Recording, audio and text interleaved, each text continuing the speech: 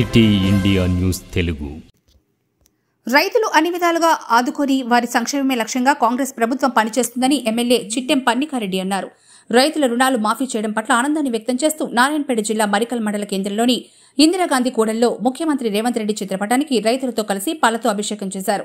ఎన్నికల్లో ఇచ్చిన హామీ మేరకు రైతులకు సంబంధించి 2 లక్షల రూపాయలు బ్యాంకు రుణాలు మాఫీ చేస్తున్నామని అన్నారు. రైతులు బాగుంటేనే దేశం బాగుంటుందని, అందుకు అనుగుణంగా సీఎం రేవంత్ రెడ్డి పనిచేస్తున్నారని అన్నారు.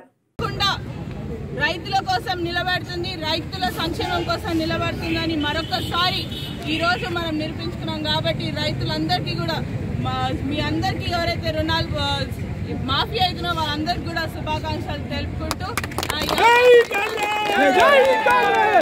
రైతులందరికీ కూడా చాలా సంతోషకరమైన రోజు. ఎందుకంటే ఏదైతే హామీ ఇచ్చినామో ఎలక్షన్ అప్పుడు రుణమాఫీ చేస్తామని చెప్పి ఈ రోజు దానికి మొదటి మెట్టుగా మొదటి ఫేజ్ లో ఈ రోజు 1 లక్ష లోపల రుణాలున్న రైతులందరికీ కూడా రుణమాఫీ జరగబోతుంది. 4 గంటలకి మన ముఖ్యమంత్రి గారు చేయబోతున్నారు.